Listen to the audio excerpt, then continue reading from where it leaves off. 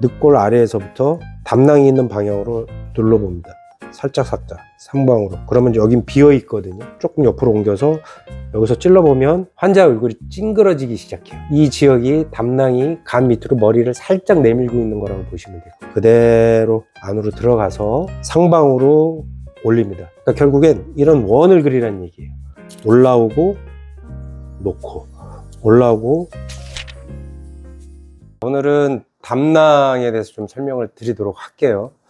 자, 우리 담낭 배웠는데 담낭의 제한이 왼쪽 경추의 불편함을 불러일으킬 수 있다라고 책에 나와 있어요.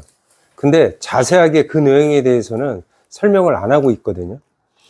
담낭은 간 뒤에 붙어 있고 간은 오른쪽에 있고 어떻게 보면 간에 포함된 있는 구조물처럼 보이면 당연히 오른쪽으로 가야 되는 게 아닌가, 불편함이, 이렇게 생각할 수 있는데 책에 분명히 담낭의 제한은 왼쪽 경추에 문제를 불러일으킬 수 있다라고 되어 있어요. 그래서 그게 왜 그런지에 대해서 제가 다시 한번 설명을 드려보도록 할게요.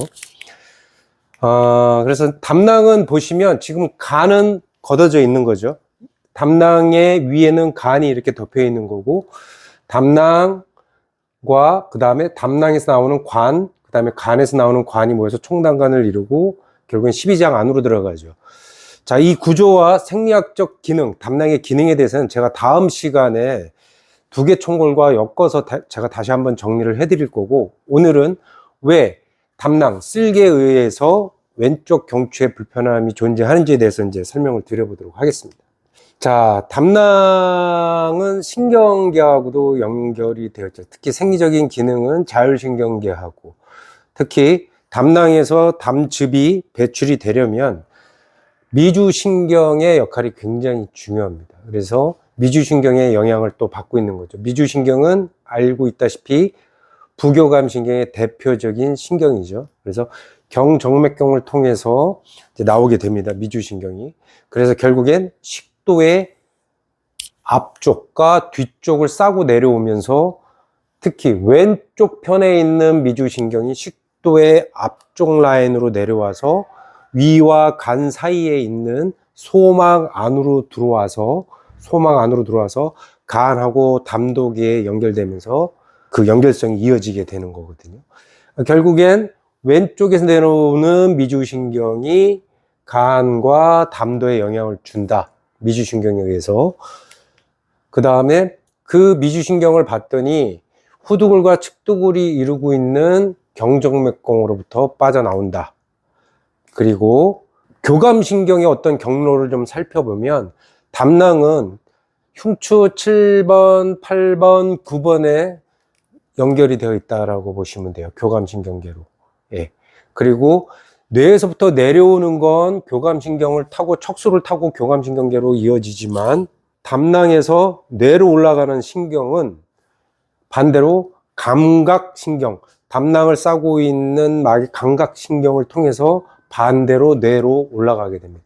뇌로 올라갔다가 다시 어떻게 타고 내려오는 신호가 반대로 교감신경을 통해서 다시 경추 타고 척수 타고 이렇게 내려오는 연결성을 가지고 있다라고 보시면 될 것 같습니다. 그래서 담낭은 부교감신경하고 교감신경으로부터 자유로울 수가 없고, 그 다음에 담낭에서 올라가는 이 신경의 신호가 척수로 들어갑니다. 감각신경을 통해서 척수로 들어가서 척수의 후각에서부터 채성신경의 신호로 바뀌면서 연결이 되면서 후각에 있는 전백교라고 합니다. 엔터리 앞쪽에, 척수 앞쪽에 있는 백색으로 된 다리가 있습니다. 거기서부터 교차를 하게 됩니다. 그러니까 담낭이 오른쪽에 있지만 척수를 통해서 척수의 후각으로 들어가서 이 지역을 지날 때 어디로 가는 거예요? 왼쪽으로 넘어가게 됩니다. 그러니까 아까 담낭이 척추 몇 번 레벨이라고 그랬죠? 7번, 8번, 9번 레벨이라고 그랬죠.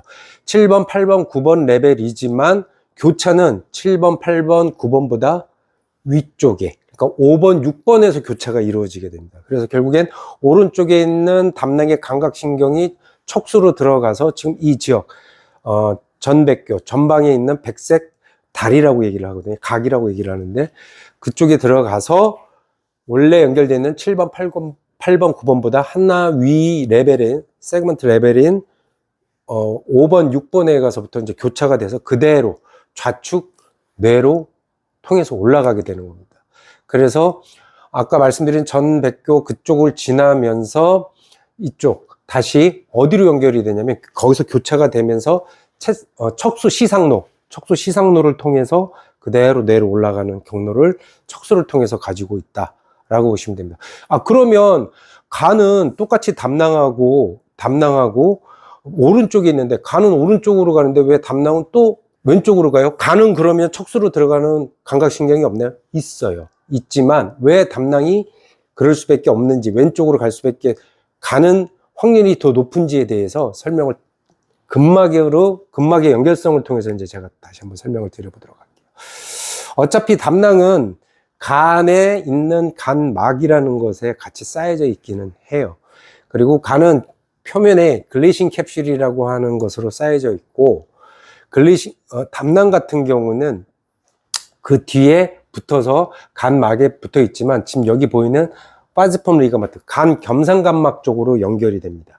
간 겸상간막 쪽으로 연결이 될 때에 아까 들어오는 소망이죠. 이런 것들도 같이 흡수를 하고 있고, 간 겸상간막이 담낭하고는 더 밀접한 관계를 가지게 되는데, 이 간 겸상간막이 어디로 연결이 되느냐? 횡격막으로 연결이 됩니다. 간 겸상간막이 횡격막으로 연결이 되고, 횡격막이 어디로? 횡격막의 중심건으로, 일단 중심건으로 들어갑니다. 그 중심건으로 들어가는데 횡격막의 그 중심건이 어디로 연결이 되냐면 왼쪽에 있는 심장으로 바로 들어가게 됩니다. 그래서 오른쪽에 있던 담낭이 횡격막으로 연결이 되면서 간의 피스폼 리가먼트 겸상간막에 의해서 횡격막으로 연결이 되면서 횡격막의 중심건으로 연결이 돼서 다시 어디로? 왼쪽에 있는 심막으로 연결이 됩니다. 그래서 이때부터는 왼쪽을 타고 올라가게 되는 거예요. 예. 그래서 왼쪽으로 타고 올라가서 결국엔 우리가 지난 시간에 얘기한 엔터리어 세비카 파시아 세 개의 층으로 되어 있다고 그랬죠. 표면층, 기관 정근막, 그 다음에 척추 앞쪽에 추전근막, 척추 앞쪽에 이렇게 세 개의 층으로 나뉘어져 있는 거죠. 그 중에서 심장은 지금 여기 보이시는 기관 정근막에 포함이 돼서 올라갑니다. 그래서 심막을 싸고 그 심막이 다시 기관지 식도 싸고 뇌로 올라가는 막의 어떤 경로들을 이루고 있다라고 보시면 될 것 같아요. 그래서 여기서 보면 그 가운데에 사각근 같은 경우는 척추 추전근막 앞에 붙어 있고요. 그 다음에 SCM 같은 경우는 표면층에 붙어 있습니다. 어쨌든 심막은 그 가운데에 어디에? 중간에 속하는 기관 정근막이라는 것으로 심막에서 통해서 뇌로 올라간다 라고 보시면 될 것 같습니다. 어느 쪽 뇌로? 왼쪽 뇌로 올라가게 됩니다. 그래서 그런 부분들이 다시 내려오면서 C2, C3, C4, C5, 6에 연관된 횡돌기에 붙어 있는 경추에 관련된 근육들에게 영향을 주게 돼요. 아까 말씀드린 SCM이라든가 사각근이라든가 이런 것에 많은 영향을 주게 됩니다. 그래서 이러한 문제가 담낭에 의한 제한에 의해서 근골격계 문제가 발생이 될 때에 왼쪽 C4에서 6의 횡돌기를 연결하는 근육에 집중된 목의 통증이 발생이 될 수 있고, 그 다음에 왼쪽 두피와 왼쪽 부비동에 관련된 과민증 또는 당남염이 급성이나 만성으로 발생했을 때 냄새에 굉장히 예민하게 반응을 하게 될 수도 있습니다. 특정한 어떤 냄새에. 그리고 왼쪽 눈 또는 정면 또는 왼쪽 콧구멍의 고통스러운 긴장, 이런 부분들은 전두근하고 이제 많이 연결이 되어 있다라고 좀 보시면 될 것 같아요. 그 다음에 깊은 호흡곤란, 흡기시 통증이 발생이 됩니다. 왜냐하면 간 뒤에 있잖아요. 흡기하면서 늑골이 팽창하면서 간이 내려오면서 다른 조직들과 담낭이 만날 수 있는 면적이 넓어지면서 염증이 있을 때 그 통증을 더 확산시킬 수 있는 가능성이 있기 때문이라고 보시면 될 것 같아요. 그래서 흡기시에는 담낭 자체, 호기시에 통증이 느껴진다면 담낭에서 나오는 관에 관련된 어떤 제한 때문에 그럴 수 있다. 그리고 눌리면 압박을 받겠죠. 엎드리면 그래서 엎드린 자세가 불편하고 발열과 함께 우측 늑하골 또는 상복부에 극심한 통증. 그래서 급성 당남염이나 어떤 담석에 의해서 그런 염증에 의해서 통증이 발생이 될 때에 진통제조차도, 마약성 진통제조차도 잘 듣지 않을 정도로 굉장히 심각하게 아주 극심하게 아주 그냥 고통스러운 통증에 시달리게 됩니다. 그때가 언제냐면 빈속일 땐 괜찮다가 음식물이 들어가면 순식간에 그 통증이 찾아오게 됩니다. 그리고 왼쪽에서 시작하는 두통으로 시작해서 시간이 지나면 그냥 머리 전체가 무겁고 피가 잘 통하지 않고 무거운 느낌, 두통 이런 것들을 발생시킬 수 있습니다. 그리고 현기증, 그 다음에 빛에 대한 민감성, 그 다음에 아까 말씀드린 과민한 후각, 그리고 맥주, 사이다, 와인 또는 칩이나 과자에 들어있는 가공식품들, 통조림, 뭐 여러 가지 햄에 들어있는 아황산염에 대한 과민증, 그런 음식을 섭취했을 때 염증이 더 심해진다거나 통증이 더 심해질 수 있는 것들, 그리고 그런 것들이 왜 그러냐면 어차피 담즙을 통해서 간에서 이제 대사 활동이 떨어지게 되면 이런 아황산염에 관련된 것들을 해독하는 데 작용이 매우 떨어지게 된다. 그래서 해독 작용이 떨어질 때 그런 음식이 들어가면 민감하게 반응할 수 있다라고 보시면 될 것 같아요. 그 다음에 산성, 신음식을 찾게 됩니다. 네. 사실은 담즙이 잘 나오지 않는 건 알카리성에 관련된 그 산도가 지켜지지 않기 때문이거든요. 그러면 산성을 더 먹으면 되는 게 아닌가라고 생각할 수 있지만 우리 몸에서 이런 거죠. 알카리가 더 많이 분비되기 위해선 산의 자극이 필요한 거예요. 그러니까 담즙은 사실은 신음식, 산이 들어갔을 때 담즙이 더 많이 배출을 하게 됩니다. 그래서 결국엔 신음식을 나도 모르게 찾아서 지금 부족한 담즙을 더 배출하게 하려고 하는 보상작용이 일어나서 신음식을 찾게 된다라고 보시면 될 것 같습니다. 그래서 다시 한번 정리를 해드리면 왼쪽으로 담낭의 오른쪽에 있는 담낭의 제한이 왼쪽으로 어떤 불편함을 나타나게 하는 건 신경적인 부분, 부교감신경, 교감신경 또는 막의 연결성에 의해서 그런 것들이 나타나게 된다라는 거를 설명을 드린 거예요. 그래서 아까 말씀드린 이런 부분들, 겸상감막을 통해서 오른쪽으로 올라가게 되고 이런 부분들 때문에 오른쪽에 있는 담낭이지만 왼쪽으로 주게 되고, 또 아까 말씀드린 것처럼 간도 오른쪽, 담낭도 오른쪽, 간도 감각신경에서 촉수로 들어가는 신경 전달이 있지 않느냐? 당연히 그렇죠. 근데 아까 말씀드린 것처럼 간은 감각신경에 의한 것보다 위에 횡격막에서 오는 넓은 면적을 차지하잖아요. 횡격막에 걸려있는 면적이 크기 때문에 횡격막에서 내려오는 흡기, 호기, 우리 호흡에 따른 압력에 더 많은 영향을 받게 돼서 그대로 그런 영향에 의해서 오른쪽으로 더 영향을 많이 받는 반면 담낭은 통증, 감각신경이 훨씬 더 많이 분포되어 있는 거라서 그런 감각신경의 분포에 의해서 촉수로 가서 왼쪽으로 가는 제한의 신호가 훨씬 더 많이 전달이 된다. 물론 담낭도 오른쪽으로 전달이 됩니다. 그러지만 우리가 왼쪽 목에 특정한 어떤 불편함이 여러 가지를 제공했음에도 잘 해결되지 않는다면 내장기의 담낭을 살펴봐야 된다는 의미로 오늘 설명을 드린 거고, 만약에 그런 부분들이 내장기에서 생긴 체성에 관련된 제한이라면 분명히 내장기의 문제를 해결해 주고 근골기에 관련된 것들을 해결해 줘야지만 우리가 해결할 수 있는 확률이 높아지는 거예요. 내장기에 의한 이유 때문에 생긴 체성을 내장기에서 해결해 주지 않고 계속해서 이쪽 부분에서 근육과 어떤 다른 부분들로만 우리가 접근을 하면 해결할 수 있는 확률이 매우 떨어진다라고 보시면 될 것 같아요. 무슨 얘기인지 아시겠죠? 그래서 대대에 가서 간단하게 담낭을 할 수 있는 테크닉은 굉장히 많지만 간략하게 두 가지 정도 한번 설명을 드려보도록 하겠습니다. 담낭에 대해서 이제 설명을 드렸어요. 담낭의 제한이 왜 왼쪽에? 그러면 담낭 테크닉을 써야겠죠. 담낭의 제한을 좀 없애주기 위해서. 그래서 보통은 앉아서 하는 방법하고 이렇게 누워서 하는 방법으로 할 수 있는데 누워서 한번 해보도록 할게요. 그래서 담낭은 일단 담즙의 배출이 잘 되는 게 매우 중요해요. 담즙의 배출이. 담즙의 배출이 정체가 된다는 건 담낭이 제대로 기능을 안 하고 있다라는 의미로 해석하시면 될 것 같아요. 그래서 담즙의 배출을 먼저 시키기 위해서 담낭을 펌핑 작업을 먼저 하게 됩니다. 그 다음에 관을 통해서 나가게 되죠. 근데 관에 긴장이 있다면 십이장 안으로 잘 들어가지 않겠죠. 그래서 관을 또 따로 다뤄줘야 돼요. 그래서 담낭 자체와 총담관, 관을 다루는 두 가지의 테크닉으로 나눌 수 있습니다. 테크닉적으로는 여러 가지 방법이 있지만 가장 기본적인 방법, 무릎을 구부리게 하고 담낭을 먼저 찾아야겠죠.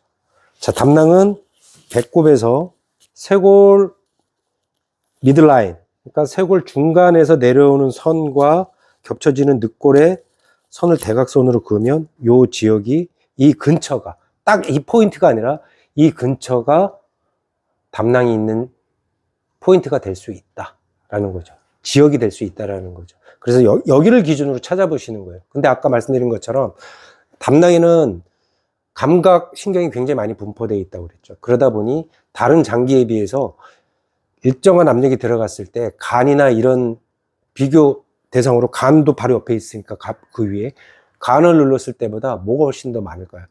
통증에 민감도가 훨씬 강합니다. 그래서 여길 기준으로 늑골 아래에서부터 손 중지를 양쪽으로 껴서 담낭이 있는 방향으로 눌러봅니다. 살짝 상방으로. 그러면 여긴 비어 있거든요. 타이트하지 않아요. 그리고 통증도 덜해요. 그리고 조금 옆으로 옮겨서 여기서 찔러보면 환자 얼굴이 찡그러지기 시작해요. 으윽 하면서.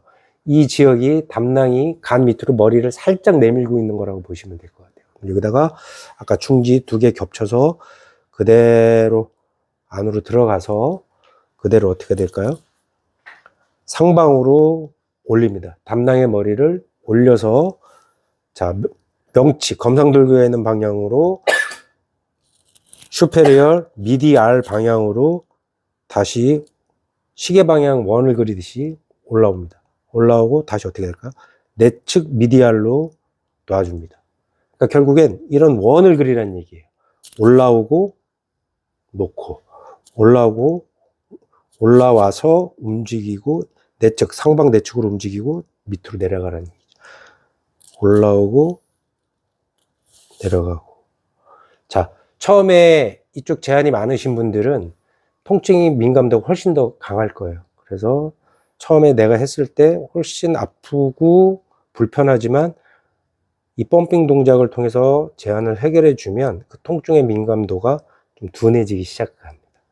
그래서 충분히 담낭 안에 고여있는 담즙이 잘 배출될 수 있도록 지금과 같은 동작을 계속해서 수행해 주시는 거예요. 자, 다음에 지금 담낭에 고여있던 담즙이 배출돼서 나가는데 그 밑으로 연결된 관에서 제한 때문에 얘가 또 십이장으로 잘 안 들어갈 수 있겠죠. 그래서 관을 찾아서 관을 스트레치 해주는 관도, 막힌 관을 뚫어주는 작업을 한 번 더 하게 됩니다. 그래서 아까 담낭 찾은 위치에서 정중선에서 가운데로 들어오면 이쪽 지어서부터 배꼽에 손 두 마디까지가 관의 길이라고 보시면 될 것 같아요. 여기가 총담관의 길이. 그래서 여기에서, 자, 지금 총담관에 있는 담즙의 배출은 스트레치를 시키는 게 아니라 펌핑을 시켜주는, 아래로 푹 내려가게 배출입니다. 드레인 시키는 거라서 어떻게 한다? 약간 리코일 반동처럼 사용합니다. 그래서 들어가서 배꼽 방향으로 꽉 짜주고 그대로 나오는 거예요. 충격을 주고. 자, 근데 이게 조금 강한 압력이 조금은 필요해요. 들어가서 쿡 짜주고, 둘 짜주고, 셋 짜주고, 이런 식으로 작업을 한 3번에서 5번 정도 해주고 나오시면 돼요. 그 다음에 지금 한 거는 모빌리티 치료죠.